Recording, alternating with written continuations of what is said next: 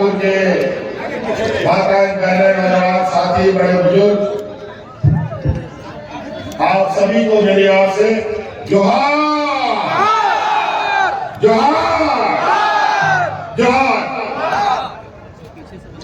बहुत कम समय है, बहुत लंबा यात्रा पर निकला हूं और कम शब्दों को ही अधिक समझने का प्रयास कीजिएगा।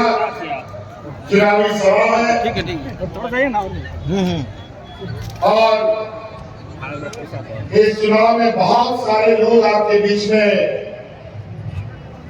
अपनी बातों को रखने आएंगे और ऐसी ऐसी बातों को रखेंगे जिसका न सर है न पैर है, लेकिन आपको थोप कर जाएंगे।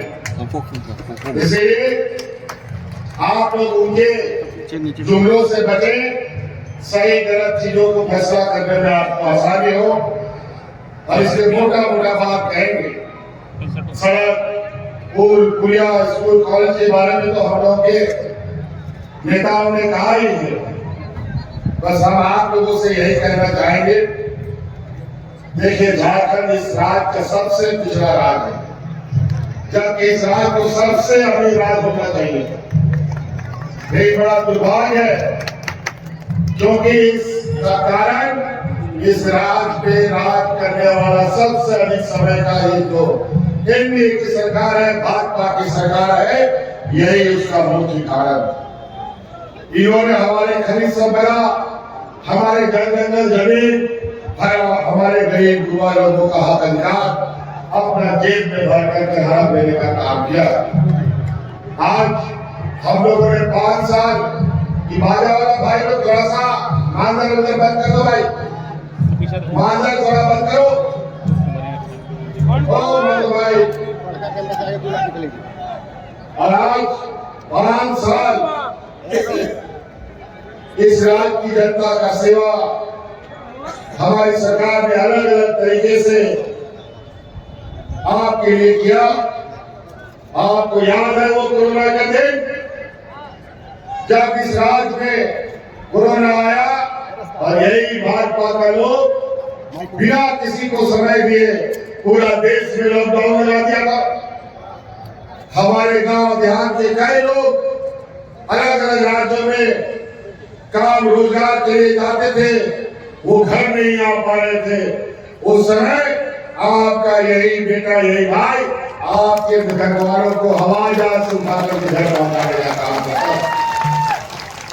करता था कि नहीं करता था?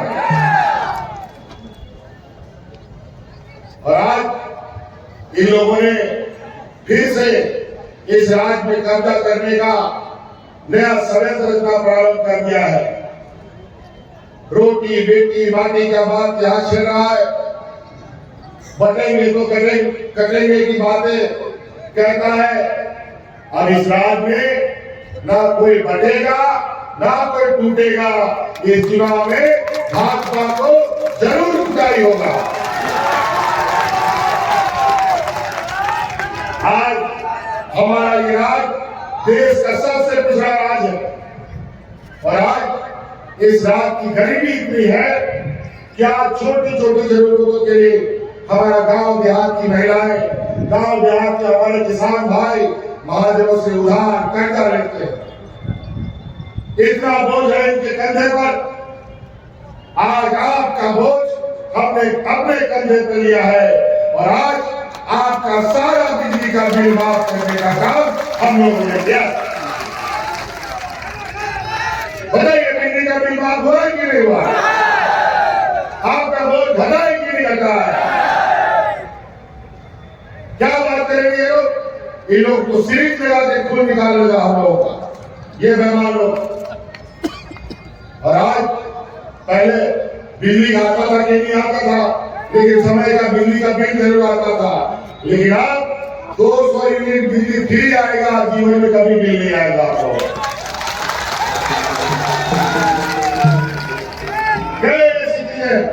अभी योजना बनाना शुरू करूंगा तो इतने योजनाएं हम लोगों ने विगत 5 साल 2.5 साल में प्रारंभ किया है कि आज हमारी योजना का बोझ करे 3 गज नीचे भारतीय जनता पार्टी का लोग घर के नीचे चला जाएगा।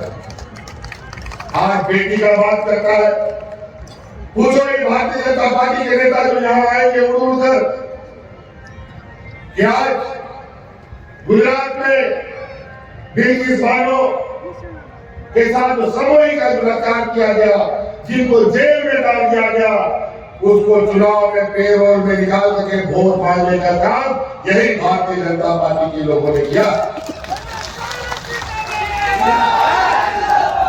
यही लोग हैं जो पंजाब में राम रहीम जो बलात्कार के आरोप में जेल खट रहा है, चुनाव में इनको जेल से बाहर निकाल करके वोट मांगने का काम करता है। ये लोग बेटी का बात करेगा और रोटी का बात करता है। याद कीजिए डबल इंजन की सरकार में जब रघुवर दास इस राज्य का मुख्यमंत्री था, इस राज्य में दर्जन लोग हाथ में राशन कार्ड लेकर के भाग भाग करते हुए मरा था। मैं उसका गवाह हूं। मैं उन लोगों के घर गया था और आज इस राज्य में कोरोना जैसा विपत्ति आया और एक भी आदमी को हमने भूख से नहीं मरने दिया। एक भी आदमी को। इसमें सबसे बड़ा हमारा योगदान देने वाली इस राज्य की महिला दिख रही, तभी ये राज्य का जनता बच पाया। और इस कोरोना में आपको बचाने के लिए मुझे बहुत बड़ा कीमत चुकाना पड़ा, बहुत बड़ा कीमत। आज इस कोरोना में राज्य की जनता को बचाने के लिए गांव-गांव, पंचायत घूमने वाला हम लोग के हाथियों से नंसारी को कोरोना साथ लेके चला गया। आज भारत जगन्नाथ माता को कोरोना साथ लेके चला गया, तब जाके ये राज बचा। और महिलाओं का जो हमें सहयोग मिला और उसी दिन हमने संकल्प लिया था कि इस राज्य की महिलाओं को अपने पैर पर खड़ा करेंगे। और आज उसके तहत महिलाओं के मैया सम्मान योजना हम लेके आए। आज 1,000 महिलाओं को और हमने संकल्प लिया है कि फिर से हम सरकार बनाने जा रहे हैं और अगले 5 साल के अंदर सभी महिलाओं के खाते में 1-1 लाख रुपया पहुंचाने का।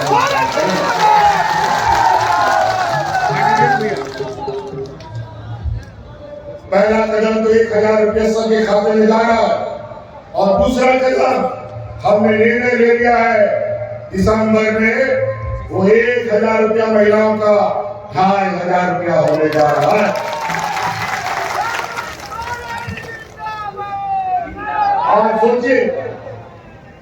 आज सोचिए कि जिस घर में बिना मजदूरी किए बगैर चूल्हा नहीं जलता था, उस घर में 2-3 महिलाएं हैं, बेटी है, तो आज कितना घर में रुपया जा रहा है?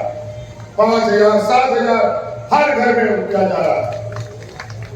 ये देश का पहला राज है। पहले 1-2 गांव देहात में बुढ़ा बुजुर्गों को पेंशन मिलता था। हमने कानून बना दिया, इस राज्य में पेंशन मिलने का काम। विधवा होने का कोई समय होता है क्या? कभी भी विधवा हो सकता है, भगवान ना करे कोई विधवा हो, लेकिन कोई दुर्घटना हो जाए, शादी के 6 महीने के बाद भी विधवा हो सकती है, हो सकता है 50 साल के बाद भी विधवा ना हो। और इस राज्य में तो वृद्धा पेंशन जितना महिला 50 साल की होगी, 50 साल तक हमने कर दिया विधवाओं का पेंशन। 50 साल जैसे ही होगी, सरकार की बाध्यता है उसको भी पेंशन देना।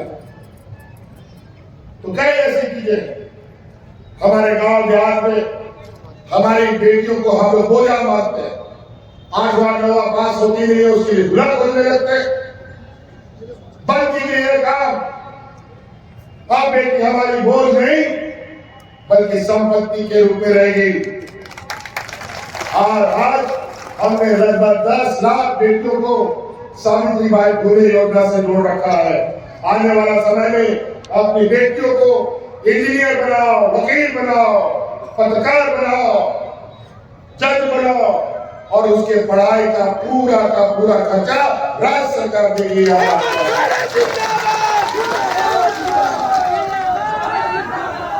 आज अपने नौजवान बच्चियों को जो भी ऊंची पढ़ाई करानी है, और आपको पता है डॉक्टर पढ़ाने में, इंजीनियर बनाने में कितना पैसा लगता है, 10 लाख, 12 लाख, 15 लाख रुपया। उससे नीचे कोई बात नहीं करता, लेकिन इस राज्य में गरीबों को बैंक कोई लोन नहीं देता। इसलिए हमने योजना बनाया है गुरुजी स्टूडेंट क्रेडिट कार्ड। अपने बच्चों को गुरुजी स्टूडेंट क्रेडिट कार्ड दीजिए और जब ये इंजीनियर डॉक्टर में उसका दाखिला होगा, बैंक में गुरुजी क्रेडिट कार्ड लेके जाइए और जब तक उसका पढ़ाई नहीं खत्म हुआ तब तक के लिए आपको 15 लाख रुपए मिलेगा। और जब तक पूरा नहीं होगा और आपको पैसा भी वापस नहीं करना है और कोई बंधक भी नहीं रखना है, खाली कार्ड लेके जाओ और बच्चों का भविष्य उज्जवल बनाने का काम करो। तो कई ऐसे बातें साथियों, यहाँ अगल बगल से, आसमान से, जमीन से अलग अलग राज्यों के नेता यहाँ आ रहे हैं, मुख्यमंत्री आ रहे हैं, प्रधानमंत्री आ रहे हैं, गृह मंत्री आ रहे हैं, सड़क मंत्री आ रहा है, पुल मंत्री आ रहा है, ना जाने कौन कौन मंत्री आ रहा है। और भी राज्य में चुनाव हो रहा है, वहां कोई नहीं जा रहा है। सब मंत्री झारखंड में, सारा मंत्री को लगता है सबसे लावारिस राज्य यही है। लेकिन चिंता मत करो, 5 साल भाजपा को हम लोगों ने बाहर निकाला और 5 साल में ये पेड़ सूख कर आधा हो चुका है। अगले 5 साल में ये सूख के खत्म हो जाएगा, गंगा हो जाएगा। आज इसीलिए तो भारतीय जनता पार्टी का नेता कहाँ है? अगर बगल पार्टी से नेता तोड़ो, नेता खरीदो करके और झंडा जोड़ाओ, ये लोग नेता है क्या? मैंने बोला बताओ ये चरस गांजा अफीम जो हमारे नौजवान के हाथ में जा रहा है, ये चरस गांजा अफीम मिलता कहाँ है? ये गुजरात के इनके व्यापारियों के बंदरगाह में अरबों खरबों टन अफीम गांजा चरस मिलता है और अचानक गायब हो जाता है। कोई ईडी सीबीआई नहीं, कोई इनकम टैक्स नहीं, कोई पूछने वाला। तो वो बंदरगाह से निकला हुआ नशीला पदार्थ ये पूरे देश में सप्लाई करने का काम कर रहे हैं। ये इनका और भ्रष्टाचार हम लोग को बोलते हैं। आज देश की सारी जो हमारे पूर्वजों का संपत्ति था, बना के रखा था, इस देश का जो सरकारी संपत्तियां थी, चाहे रेल हो, चाहे एयरपोर्ट हो, चाहे पीएसयू हो, सारे बिक गए। और आज ये सरकारी संपत्ति बेच बेच करके अपनी रोटी, राजनीतिक रोटी से करें। इनको गरीबों को देने के लिए इनके पास पैसा नहीं है, बूढ़ा बुजुर्ग को देने के लिए पैसा नहीं है, हमारे नौजवानों को पढ़ाने के लिए पैसा इनके पास नहीं है, हमारे किसान आत्महत्या कर ले लेकिन उनको ऋण माफ करने का उनके पास पैसा नहीं है। लेकिन इनके व्यापारी मित्रों का अरबों खरबों रुपया माफ करने का इनके पास पैसा है। और आज इस राज्य में राज अलग होने के बाद पहली बार 2 लाख तक का किसानों का ऋण माफी हमारी ही सरकार ने किया है। जिंदाबाद जिंदाबाद। अलग अलग तरीके से लोगों को डराने का, धमकाने का। हिंदू मुस्लिम ये बात करते हैं, हिंदुओं को तो डरा के रखते हैं और डरा करके वोट लेने का काम करते हैं। जहां यहाँ के हिंदू मुस्लिम सिख ईसाई एक साथ रहते हैं, वहां की राजनीतिक रोटी नहीं पकती है। जहां लोग आपस में लड़ते हैं वहीं की रोटी पकती है। यहाँ साबका मुख्यमंत्री 1 साल से झारखंड में घूम रहा है और 1 साल से झारखंड सरकार को गिराने का सुपारी दे रखा है। यहाँ रोटी बेटी का बात करता है, घुसपैठी का बात करता है। सबसे अधिक घुसपैठी आसाम में घुसे पड़े हैं और ये अलग अलग राज्यों में सप्लाई करता है और घुसपैठी के बाद हम लोग को बोलता है। ये केंद्र का विषय है, केंद्र को हिसाब देना चाहिए, क्योंकि सीमा का सुरक्षा का जिम्मा केंद्र सरकार के पास है, गृह मंत्री के पास है। और सहारा इंडिया के द्वारा गरीबों का लूटा गया पैसा वापस करने का बात बोलता है। अजीब हालत है। ये मुद्दा तो बहुत अच्छा इन लोगों ने दिया है, चुनाव खत्म होने दीजिए, हाथ धो करके केंद्र सरकार के पीछे पड़ेंगे। 1,36,000 करोड़ रुपया दिए तो बड़े ही पड़े हैं, इस रात के 1.5 करोड़ लोग जिन लोगों ने सारा इंडिया में इन्वेस्ट किया है उनको हक दिलाने की लड़ाई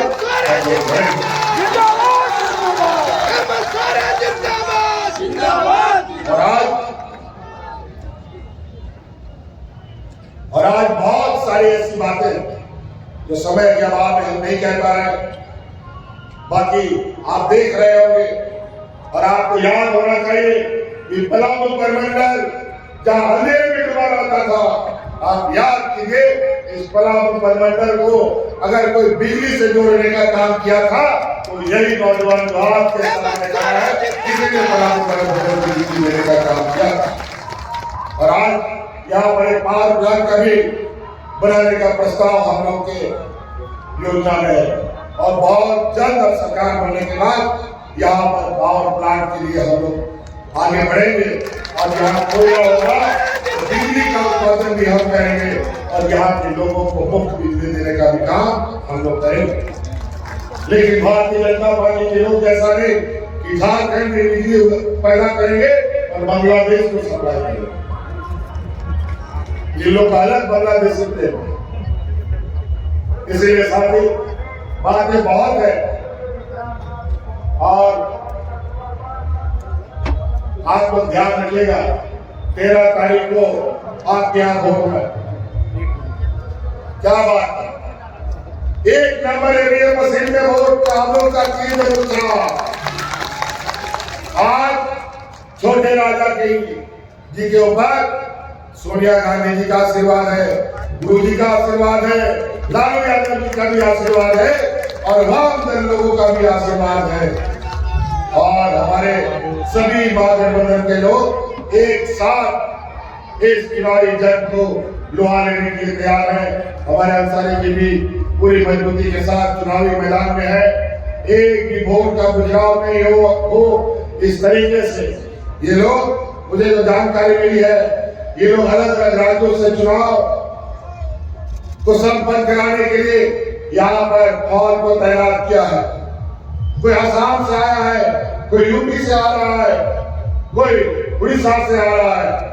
अभी कुछ दिन पहले सिमडेगा में जो चुनाव कराने वाले फौज है वो कैंप से आधी रात में बाहर निकलते हैं और पूरे शहरों में AK-47 से गोली चलाते हैं। ये दहशत फैलाने का एक जरिया बन गया है।